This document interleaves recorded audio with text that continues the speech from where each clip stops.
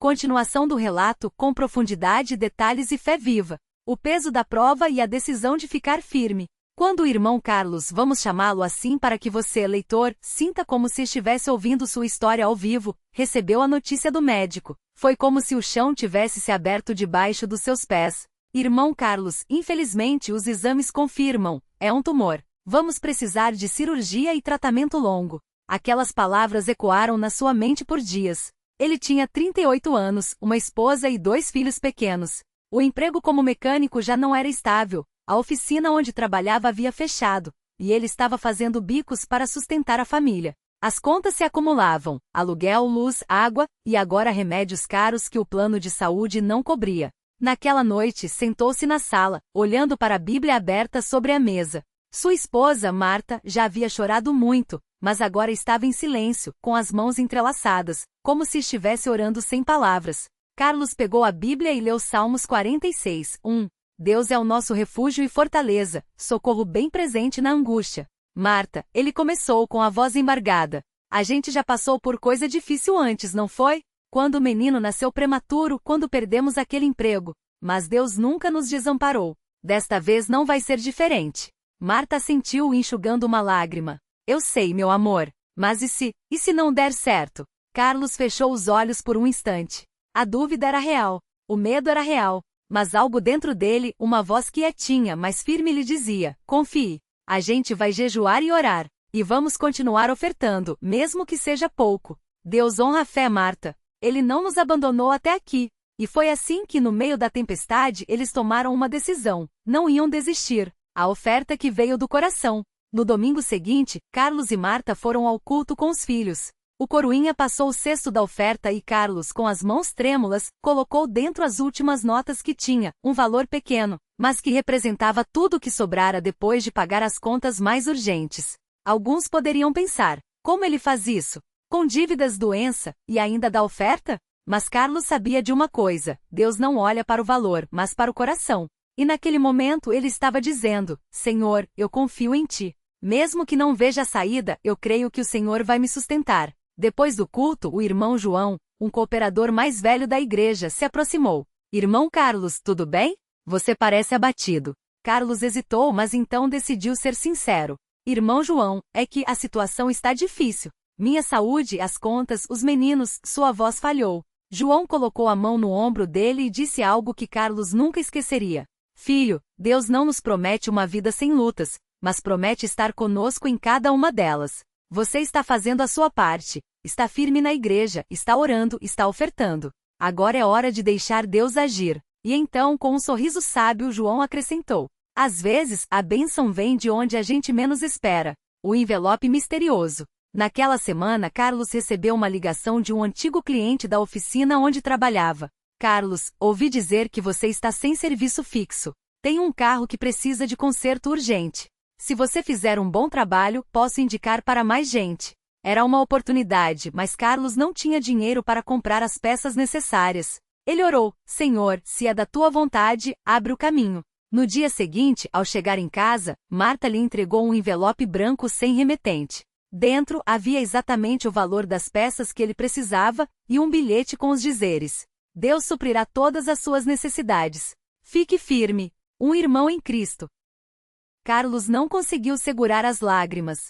Não era um milagre espetacular, mas era a mão de Deus agindo. Ele não sabia quem tinha enviado aquele dinheiro, mas sabia quem tinha colocado no coração daquele irmão a ideia de ajudar. A cirurgia e a mão de Deus no detalhe. O dia da cirurgia chegou. Carlos estava apavorado, mas também em paz, uma paz que não fazia sentido para a lógica humana. Enquanto o anestesista preparava a seringa, ele fechou os olhos e orou. Senhor Jesus, entrego minha vida nas tuas mãos. Se for da tua vontade, me cura. Mas se não for, dá-me forças para glorificar o teu nome em qualquer situação. A cirurgia durou 4 horas. Quando acordou, a primeira coisa que ouviu foi a voz do médico. Carlos, a boa notícia é que conseguimos remover todo o tumor. E olha só isso, ele mostrou os exames. As bordas estão limpas. Não há sinais de que ele tenha se espalhado. Você vai precisar de acompanhamento, mas as chances são muito boas. Carlos não conseguia acreditar. O tumor que parecia uma sentença de morte havia sido removido com sucesso. E o mais incrível, O médico disse que era raro ver um caso assim tão limpo. Naquela noite em casa, Carlos e Marta oraram juntos. Não de tristeza, mas de gratidão. Eles sabiam que aquilo não era sorte. Era Deus respondendo à fé. O jovem que voltou para casa. Mas a história não terminou aí. Porque Deus não nos abençoa apenas para nós. Ele nos abençoa para que sejamos bênção. 2 meses depois, Carlos estava na igreja quando viu um jovem que ele conhecia, Rafael, filho de um irmão da congregação. Rafael havia se afastado da igreja há anos. Estava com os olhos vermelhos, roupas amassadas, e um cheiro forte de álcool. Carlos se aproximou. Rafael, tudo bem, meu irmão? Rafael olhou para baixo, envergonhado. Não, irmão Carlos. Tô perdido. Minha vida tá um lixo. Já não sei mais o que fazer. Carlos não julgou. Não deu um sermão. Ele simplesmente convidou Rafael para sentar e contou sua própria história. Rafael, eu também já me senti assim. Pensei que não tinha saída. Mas Deus me tirou do fundo do poço. Se Ele fez por mim, pode fazer por você. E então, com lágrimas nos olhos, Rafael perguntou: mas e se eu já fiz coisa demais? E se Deus não me quiser mais? Carlos sorriu e colocou a mão no ombro dele. Deus não olha pro seu passado, Rafael. Ele olha pro seu coração. Se você quer mudar, Ele vai te receber de braços abertos. Naquela mesma semana, Rafael voltou para a igreja. Pouco tempo depois, se batizou nas águas em nome de Jesus Cristo para perdão dos pecados, recebeu o Espírito Santo, e hoje serve na obra do Senhor, ajudando outros jovens que estão onde ele já esteve. A obra que continua. Hoje Carlos é um cooperador ativo na igreja. Ele visita os doentes, ajuda na manutenção do templo, e testemunha em todo lugar do poder de Deus. Certamente as provas não acabaram. Ainda há contas para pagar, ainda há dias difíceis. Mas agora Carlos sabe de uma coisa: Deus é fiel. Em uma das últimas reuniões, ele compartilhou: irmãos, eu já pensei em desistir. Já achei que Deus tinha me esquecido. Mas hoje eu sei. As provas não são para nos destruir, são para nos preparar. Deus não nos tira do fogo, mas anda conosco dentro dele. E então, com a voz firme, ele repetiu as palavras que ouviu daquele irmão mais velho. Fique firme, porque a obra que Deus começou em você, Ele vai terminar. E você que está lendo isso, se você chegou até aqui, talvez esteja passando por uma luta que parece não ter fim. Talvez esteja se perguntando: será que Deus ainda se importa? Deus se importa. Ele não promete que a vida será fácil, mas promete que não vai te deixar sozinho. Se você está doente, como Carlos, continue orando. Se você está endividado, como ele esteve, continue ofertando, não por obrigação, mas por fé. Se você está perdido, como Rafael, volte para a casa do Pai. Porque a mesma mão que segurou Carlos, que curou seu tumor, que restaurou sua família, que trouxe Rafael de volta, é a mesma mão que pode te segurar hoje. Não desista. Fique firme. Deus é fiel. Ele não vai te deixar. Glória ao nome santo do Senhor. Amém. A obra que transforma. Um testemunho de fé que não se apaga. O peso da noite e a luz que veio. Carlos não dormia havia 3 noites. O quarto escuro, o tic-tac do relógio na parede, o cheiro de café frio na xícara esquecida sobre a mesa. Cada vez que fechava os olhos, via os números vermelhos do extrato bancário, as letras garrafais do aviso de despejo, o rosto preocupado de sua esposa, Maria, tentando esconder as lágrimas enquanto preparava o jantar com o pouco que tinham. Senhor, até quando? Era a oração que não saía dos seus lábios, nem mesmo quando ele tentava se ajoelhar para orar. Naquela madrugada, o desespero bateu mais forte. Ele se levantou, vestiu uma camisa poída e saiu para caminhar. As ruas do bairro estavam vazias, só o farol piscando no fim da rua e o vento frio que cortava como lâminas. Parou em frente à pequena igreja da congregação, onde havia sido batizado anos antes. As portas estavam fechadas, mas ele se encostou na parede, escorregou até o chão e chorou. Não eram lágrimas de autocomiseração, mas de um homem que não tinha mais forças para fingir que tudo estava bem. Deus, o Senhor sabe que eu tentei. Tentei ser fiel. Tentei confiar. Mas agora eu não aguento mais. Sua voz quebrou. Se o Senhor não me ajudar, eu não sei o que vai ser de nós. Foi então que ouviu passos. Um irmão da igreja, o cooperador José, um homem simples, de mãos calejadas de tanto trabalhar na construção civil, vinha saindo da reunião de oração noturna. Ao ver Carlos ali, sentou-se ao seu lado sem dizer nada. Só ficou. Depois de alguns minutos, colocou a mão no ombro dele e falou baixo: Irmão, eu já estive onde você está. Há 10 anos minha filha estava doente, as contas não fechavam, e eu pensava que Deus tinha me abandonado. Mas sabe o que aprendi? Carlos balançou a cabeça, enxugando os olhos. Aprendi que Deus não nos tira da prova só para nos abençoar. Ele nos deixa na prova para nos transformar. E quando a gente pensa que não aguenta mais, é aí que ele mostra que é ele quem nos sustenta. José tirou do bolso um envelope amarelado, surrado nas pontas. Isso aqui foi o que um irmão me deu naquela época. Não era muito, mas era o suficiente para pagar o remédio da minha filha. Guardei para lembrar que Deus usa as pessoas para abençoar a gente. Ele estendeu o envelope para Carlos. Não é dinheiro. É um versículo. Leva para casa e medita nele. Carlos abriu o envelope trêmulo. Dentro, um papel dobrado com os dizeres: porque eu, o Senhor teu Deus, te seguro pela tua mão direita e te digo, não temas, eu te ajudo. Isaías 41, 13. Aquelas palavras foram como um sopro de vida. Não era uma solução mágica, não era um cheque assinado, não era uma promessa de que tudo se resolveria amanhã. Mas era Deus falando direto ao seu coração: eu estou aqui. A virada que veio do silêncio. Nos dias seguintes, Carlos voltou a frequentar os cultos com uma fé renovada, não porque suas circunstâncias tinham mudado, mas porque ele tinha encontrado um motivo para continuar. Maria notou a diferença. Uma noite, enquanto lavava a louça, ela perguntou: o que aconteceu, Carlos? Você tá diferente. Ele secou as mãos, pegou o papel com o versículo que José lhe dera e colocou na mesa. Deus não nos abandonou, Maria. A gente tá passando pelo fogo, mas ele tá aqui com a gente. Ela leu o versículo em silêncio. Depois, abraçou-o e chorou. Não foram lágrimas de derrota, mas de alívio. Alívio por saber que mesmo no vale, eles não estavam sozinhos. E então coisas começaram a mudar. Não foi de um dia para o outro. Não foi um milagre espetacular. Foi Deus trabalhando nos detalhes. O trabalho que apareceu.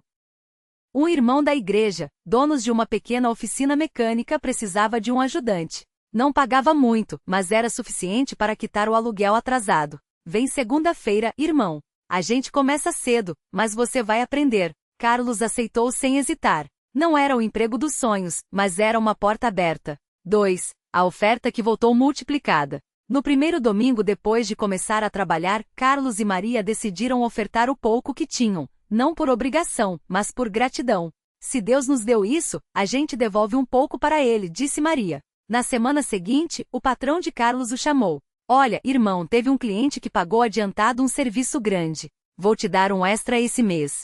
Não é muito, mas vai ajudar. O valor? Exatamente o dobro do que eles tinham ofertado. 3. A notícia que mudou tudo. O médico ligou. Os exames de Carlos mostravam redução significativa no tumor. Não era uma cura completa, mas era um sinal. Continue o tratamento, mas as células estão respondendo melhor do que esperávamos, disse o oncologista. Carlos soube, no fundo da alma, aquilo era resposta de oração.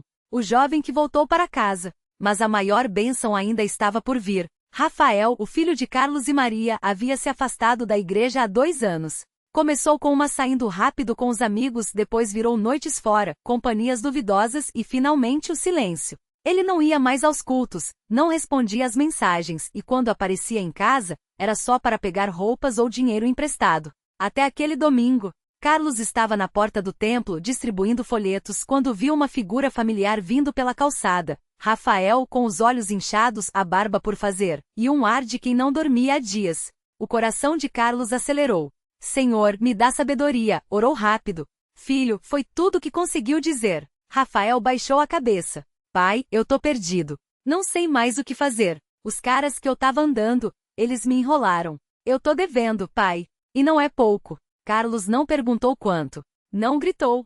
Não deu sermão.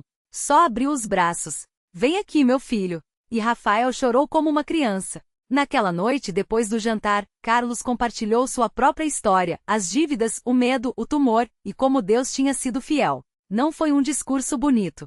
Foi um homem quebrado falando para outro homem quebrado sobre um Deus que restaura. Deus não tá te julgando, Rafael. Ele tá te chamando de volta. 3 semanas depois, Rafael estava batizado nas águas, em nome de Jesus Cristo para perdão dos pecados. E quando ele saiu da água com os cabelos pingando e os olhos brilhando, Carlos soube. Aquela era a maior vitória de todas. A obra que não para. Hoje Carlos não é um homem rico. Ainda trabalha na oficina, ainda tem contas para pagar, ainda faz quimioterapia de vez em quando. Mas sua vida é diferente. Ele é cooperador na igreja, visitando doentes e novos convertidos. Ele e Maria lideram um grupo de oração para casais em crise. Rafael agora ajuda na escola bíblica dominical, compartilhando com os jovens como Deus o resgatou. A cada mês, eles separam uma oferta especial para ajudar alguém que esteja passando pelo que eles passaram.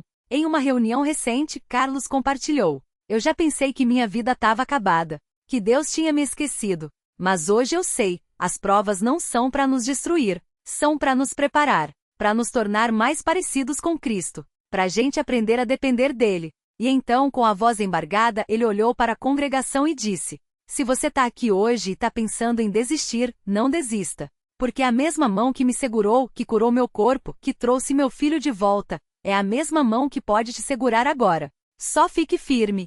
E você que está lendo isso, talvez você esteja onde Carlos já esteve, com medos que te acordam de madrugada, com contas que não fecham, não importa o quanto você tente, com um filho, um marido, uma mãe que se afastou de Deus e você não sabe mais o que fazer, com um diagnóstico que parece uma sentença. Se for assim, ouça isso.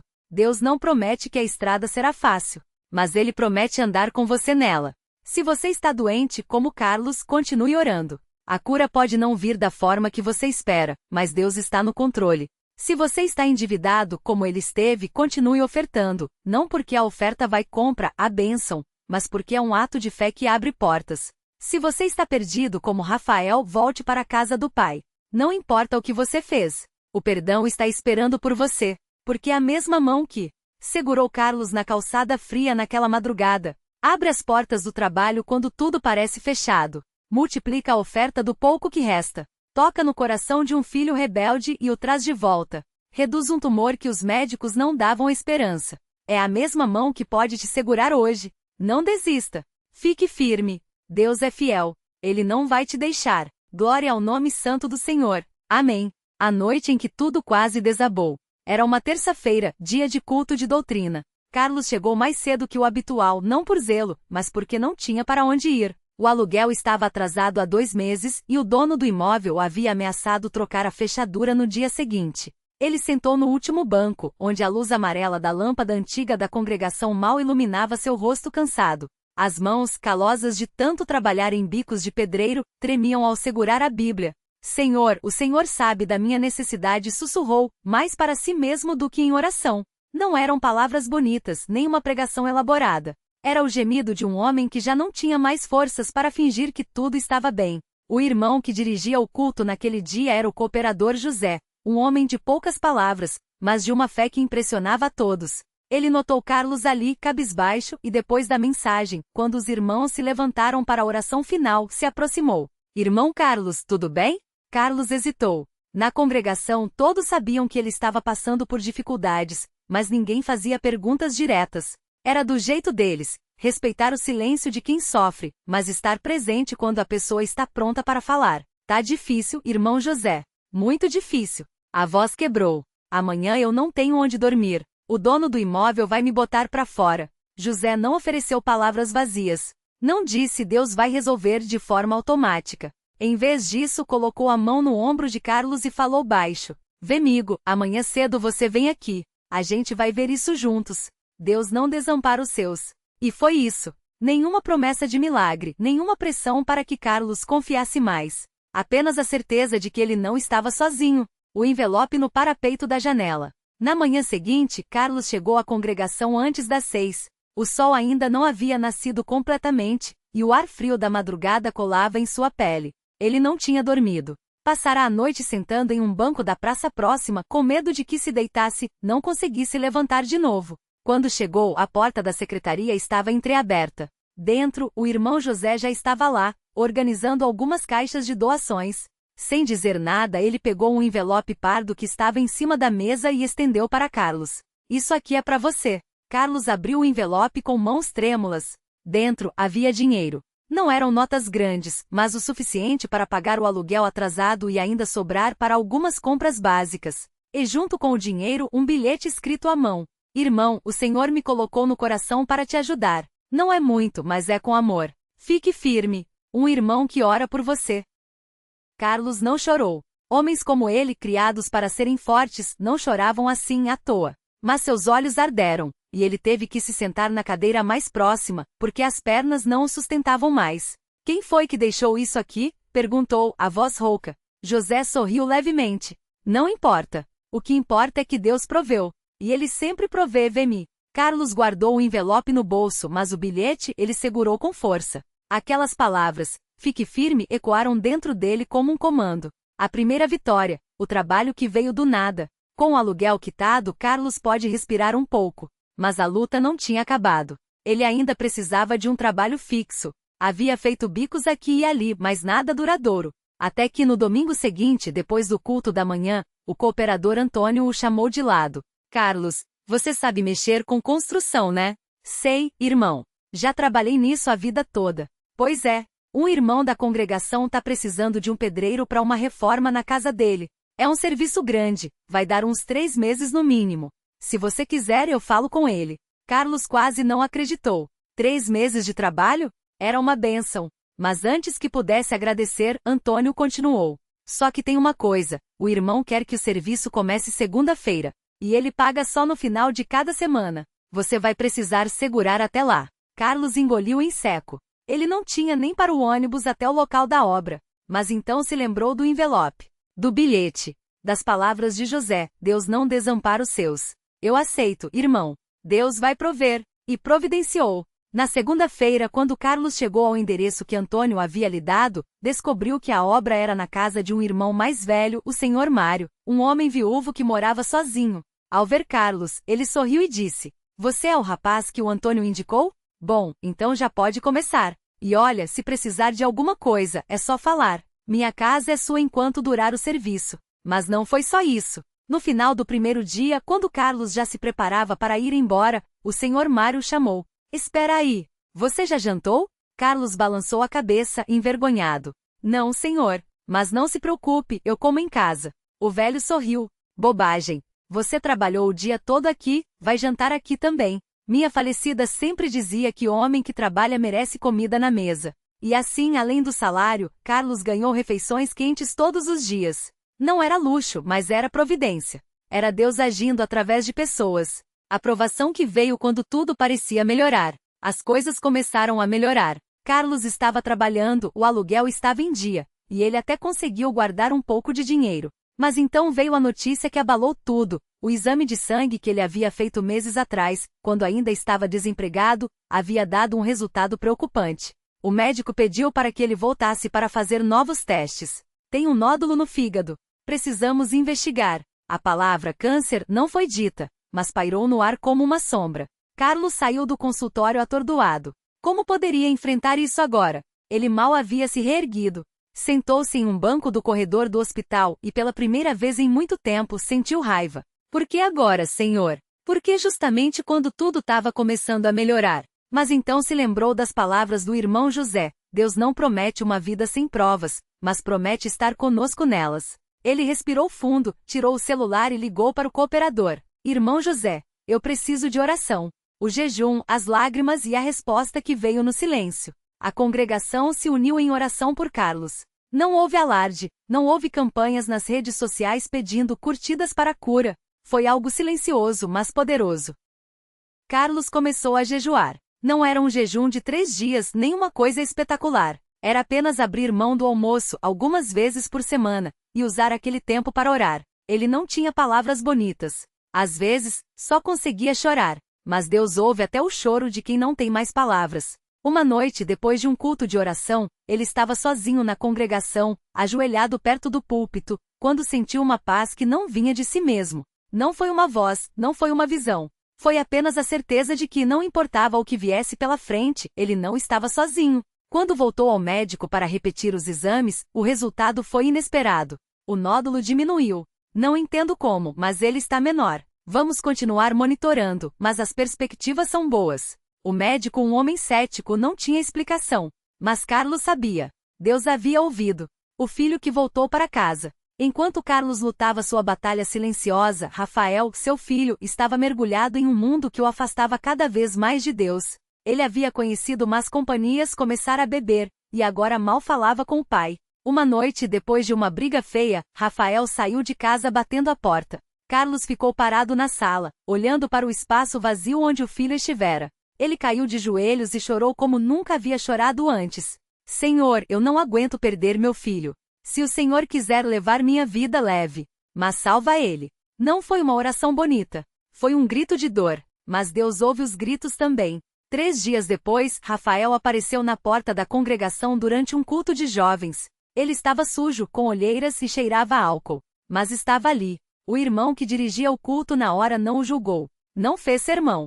Apenas o abraçou e disse: "Filho, você está em casa." Rafael chorou. E naquele dia, depois de muito tempo, ele se ajoelhou e pediu perdão a Deus. Mais tarde, quando Carlos soube, ele não disse nada. Apenas abraçou o filho com força e sussurrou: "Deus é fiel." A oferta que multiplicou. Com o tempo, Carlos não só se recuperou da doença, como também viu sua vida financeira se estabilizar. Ele não ficou rico, mas nunca mais passou fome. E acima de tudo, aprendeu uma lição que mudaria tudo. Deus não nos tira das provas para nos abençoar. Ele nos abençoa dentro das provas para que possamos ser bênção para outros. Um dia, durante o culto de oferta, Carlos se levantou e colocou no prato não apenas o dízimo, mas uma quantia extra. Era tudo que ele tinha guardado daquele mês. Alguns irmãos olharam surpresos. Mas Carlos sabia que não era para eles. Era para Deus. Na semana seguinte, um jovem da congregação, recém-chegado da rua, precisava de um lugar para ficar. Carlos, sem hesitar, ofereceu seu quarto de hóspedes. "Você pode ficar aqui até se firmar. Deus me deu um teto quando eu não tinha. Agora é minha vez de dar." Aquele jovem, anos depois, se tornaria um cooperador. E a história de Carlos seria contada não como um milagre espetacular, mas como um testemunho de fidelidade. A lição que ficou. Hoje, quando alguém pergunta a Carlos como ele superou tudo, ele não fala de milagres estrondosos. Ele fala de pequenas graças. Do irmão que deixou um envelope sem assinatura. Do senhor Mário, que lhe deu comida quando ele tinha fome. Do médico que não entendeu, mas viu a mão de Deus. Do filho que voltou para casa, não por palavras, mas por orações.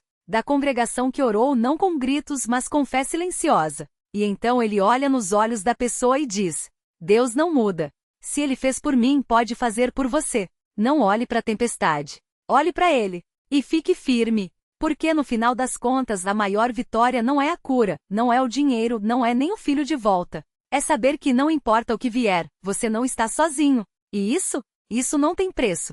Glória a Deus. Amém.